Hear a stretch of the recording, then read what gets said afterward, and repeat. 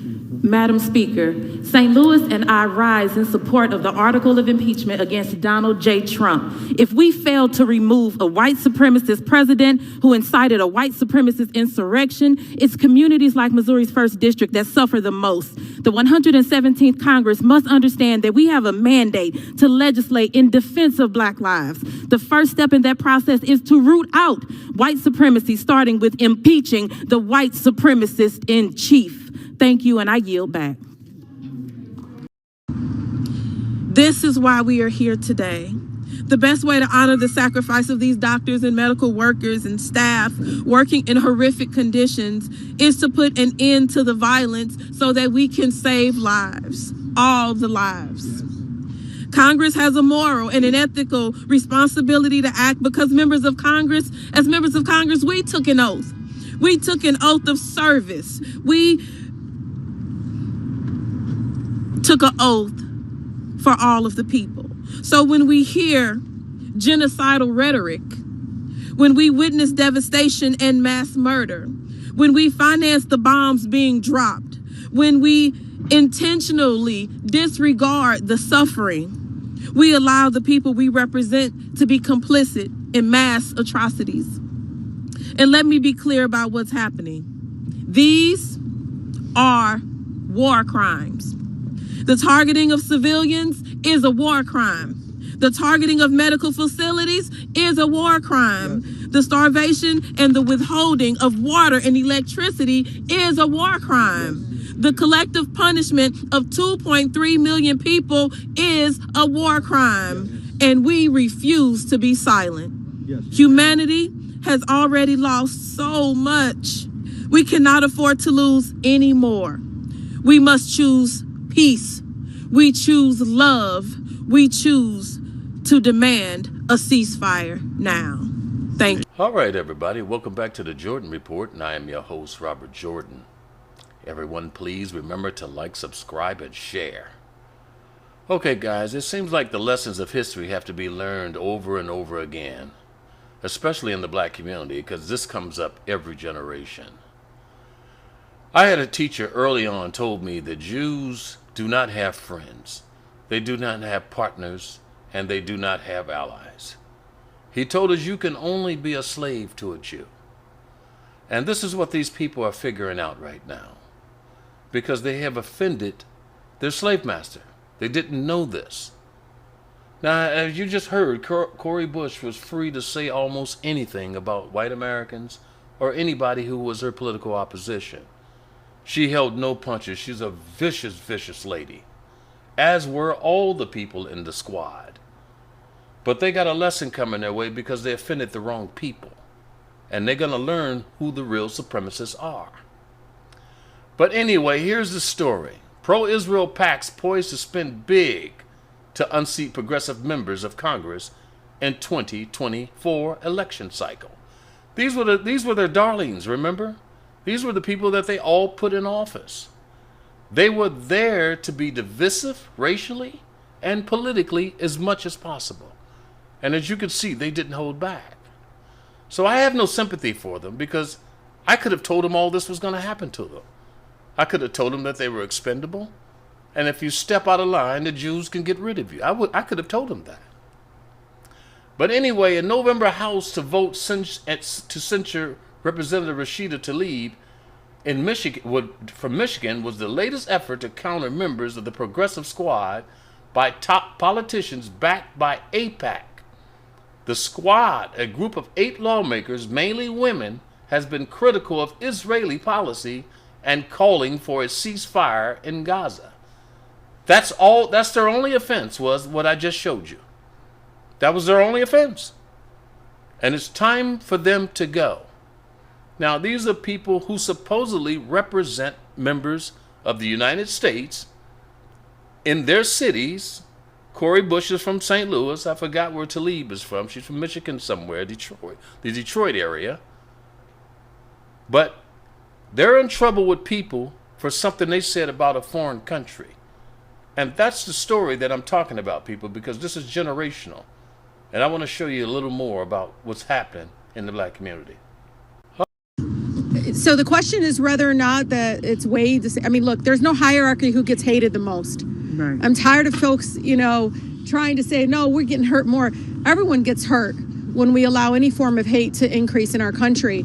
But what is really distressing is when, Congresswoman Bush and I are called repugnant, or what is the other word? Disgraceful. Disgraceful for calling for a ceasefire, for people to use this moment to try to, in many ways, target women of color, myself as being a Palestinian American, and others for speaking the truth about what is happening on the ground. I mean, you heard it firsthand from doctors that tell you the reality of what's happening on the ground. But it's very unfortunate. I want, all those that, from college students to those in the workplace, I'm getting the calls of people being pushed to silence, being bullied. Some people weaponizing anti-Semitism in a way to silence voices. All of that needs to stop. Americans have a right to speak up. Americans have a right to the institutions they work at or the people that represent them to say, look, this is my opinion. I believe you should support X, Y, and Z. And again, we have to be able to make sure that as we look at all these forms of hate, that it is not being weaponized in a way to silence voices like myself and our, many of the voices that are here. Let me get to another person.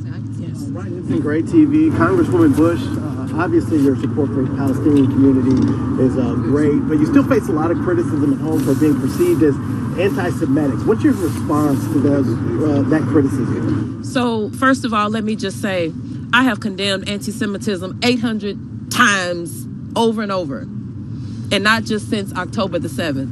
But this is the thing. As much as it is unacceptable and it is intolerable, we also can't conflate the criticism of Israel, the Israeli government, with anti-Semitism. And we also have to stop with the words. It's this word, you said that word, you said this word, it hurt me. Well, how much hurt do people feel when the bombs hit them? Like, that's what I'm worried about. This word hurt me. You used this word. Well, a word was used, but you are safe. A word was used and you stand here in this country and you're able to walk in and out of your home. You're able to walk to the grocery store. You're able to tuck your kid in at night. You're not worried about if today is the day the bomb hits you. And so, no, I am not anti-Semitic. I have called for peace for everyone. All life is sacred, and I will not continue to allow people to try to distract by calling me or my colleagues anti-Semitic. You can take it how you want, but at the end of the day, we are the ones that continue to show up and fight for all. When we had a vigil, when Rashida, Tlaib, and I had a vigil along with our colleagues right there on those steps, and we said we're going to mourn and grieve the lives of all Israelis and all Palestinians killed, where were the rest of our colleagues? Where were all the people who received the information that this was going to be something that was open for them to show up to? They didn't show up. You can take a look at the photo. Look at the photo when they said this is for the Israeli lives lost versus the photo for Israeli and Palestinian lives lost. So who is speaking up for all the people? Who are the ones that are actually for all people, not for some people? That is us, and we're going to continue. All right, like a lot of black people in the United States, Cori Bush knows very little about Jews. And she, like a lot of black people in the United States, assume Jews are white liberals or come from that class of people like white liberals. But they don't know what Jews actually feel and actually believe. And it's only times like this, when they feel their wrath, that they know they're not dealing with white liberals. But anyway, Cori Bush is on her way out. They're going to get her out, just like they got many other people out. And here's AIPAC targets black Democrats, while the Congressional Black Caucus stays silent. The Congressional Black Caucus is there because of AIPAC, and they're only there in service of AIPAC. A lot of people don't know this, okay? There's a reason why the black community looks the way it looks. It's because its leadership has been hijacked, okay? And it's been hijacked by AIPAC. AIPAC targets black Democrats. Public Affairs Committee, the country's most influential pro-Israel lobby group, is recruiting candidates to challenge progressive members of the Congressional Black Caucus in primaries next year. So they're going to replace, the Jews are going to replace everybody in black America, all the black congressional seats, or at least the ones that disagree with them. This is what they're doing. This is the power that they have and how they can just reach into the black community and change our leadership with almost no effort. As you can see, Cori already has a challenger. She's already being primaried. So that means this guy will start getting all the AIPAC's money. Cori won't get any money, and she'll start getting bad publicity. Things about her past will start coming out, all the illegal things she's doing, all the unethical things that she's doing. And there are many, because I told you, she's a bad person. She's a horrible person. So this is how they put people in and take people out. And all Cori did, all she did, was call for a ceasefire in Israel, in Gaza. And she is going to lose her seat. Again, no sympathy at all. I just want to show you how this stuff works. What action has been taken against students who are harassing and calling for the genocide of Jews on Harvard's campus? I can assure you we have robust What actions have been taken? I'm not asking. Actions underway. I'm asking what actions have been taken against those students. Given students' rights to privacy and our obligations under FERPA, I will not say more about any specific cases. Harvard's president apologizing on Friday after massive blowback from her testimony, which many say failed to stand up to anti-Semitism on campus. In an interview with Harvard's campus newspaper, Dr. Gay said that she was sorry and that words matter. Quote, "I should have had the presence of mind to return to my guiding truth, which is that calls for violence against Jews and threats to our Jewish students have no place at Harvard." Representative, our approach to speech is as I identified. It follows and is guided by the United States Constitution, which allows for robust perspectives. There had been increased heat on McGill to step aside in recent days, with the board of Penn's Wharton Business School calling on McGill to resign on Thursday, just after a prominent donor threatened to pull a $100 million gift. Second Gentleman Doug Emhoff, the first Jewish spouse of a U.S. president or vice president, said this week that the lack of moral clarity by these university leaders is unacceptable. When Jews are targeted because of their beliefs or identity, and when Israel is singled out because of anti-Jewish hatred, that is anti-Semitism, and it must be condemned. And condemned unequivocally and without context. It's not just politics, people. It's also academia. If you do not toe the line, they will get rid of you. Over and over again, this has happened, where they're giving us these clear demonstrations of power. This is the president of Harvard. Amid rising backlash, Harvard president sorry for not condemning Jewish genocide calls. Claudine Gay says she should have made it clear anti-Semitism should not go unchallenged. Pressures rises on UPenn president to quit.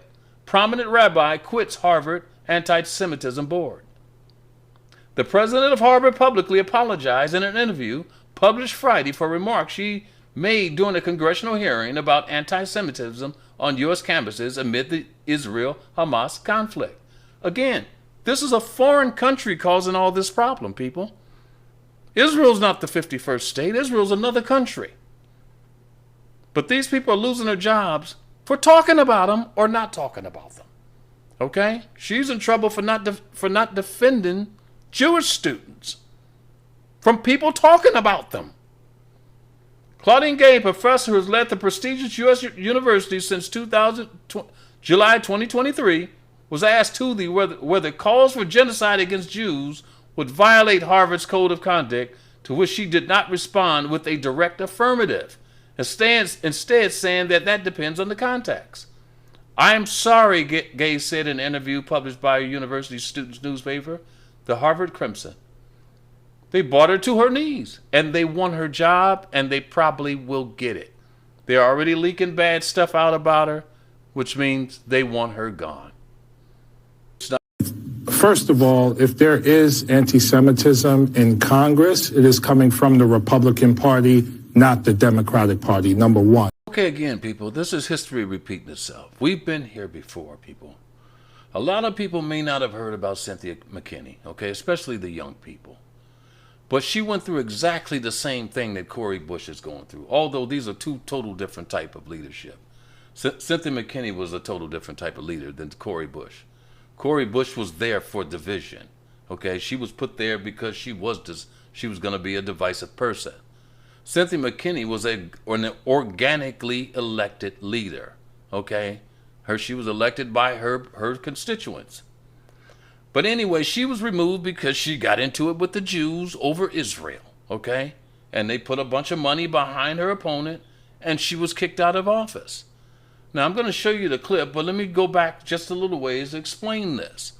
This is 2002, people. Now, the Jews have subsequently taken over the country, so this is a different era. But this is 2002. Black and Jewish political leaders voiced concerns yesterday that the defeat of Cynthia McKinney, a critic of pro-Israel policies, by a challenger receiving extensive Jewish support, might intensify ill feelings between the two important Democrat constituencies. Any increase in tensions between Jewish and African American voters, political activists said, could damage Democratic hopes of taking back the House and keeping control of the Senate. Okay? Let me tell you something. I've already said this over and over. They already own every black Democrat in the country. This is why they all vote pro-Israel. You'll never see a black Democrat vote against Israel's interests. If they do, they won't be there long. So they already control black leadership from top to bottom. This is why the black community looks the way it looks. Aided by hefty contributions from Jewish donors and big vote totals and predominantly white precincts, former state judge Denise Majette soundly defeated McKinney 58% to 42% in Tuesday primary in Georgia. Majette is strongly favored to win the November 5th general election in the solidly Democrat district near Atlanta. Although both Majette and McKinney are African American, as you can see, Cori Bush's opponent, they went and got another black person because she's from St. Louis. But although both Majette and McKinney are African Americans, the unusual interest in the primary by pro-Israel groups backing Majette and by pro-Muslims groups backing McKinney triggered talk yesterday of a potential for sharpened conflicts between blacks and Jews in Georgia and elsewhere. Now, the Muslims that they're talking about at this time are the Nation of Islam Muslim, not the Middle East Muslims. Okay, this is a total different group of people. Representative Eddie Bernice Johnson, chair of the Congressional Black Caucus, says that at the grassroots, African American voters, there is a growing perception that Jewish people are attempting to pick our leaders. There is some concern about that. It's concerned about any candidate being targeted by a special interest group for voting in any one issue. People, that's what's going on. And again, people, that's the biggest crime, and that's what I've been fighting all these years. Okay. Well, it's interesting because when I first went to Congress, I did not go to Congress to pay particular attention to any area outside of the black community that I represented that was in need, and of course, U.S. Africa policy, which was abhorrent, and unfortunately still is. But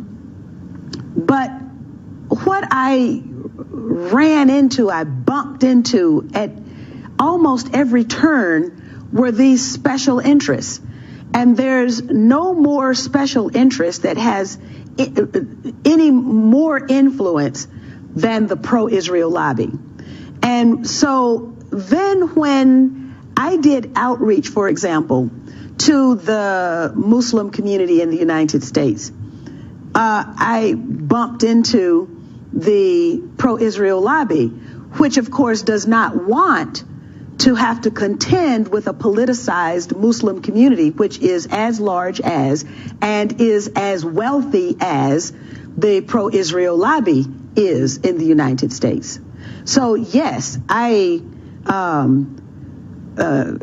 first-handedly and also frontally was assaulted by the presence of the pro-Israel lobby to such an extent. Physically assaulted? Well, politically assaulted, okay, to such an extent that my father had to ask the question publicly, what does Stone Mountain, Georgia have to do with Israel? What I was doing was servicing the needs of my constituents.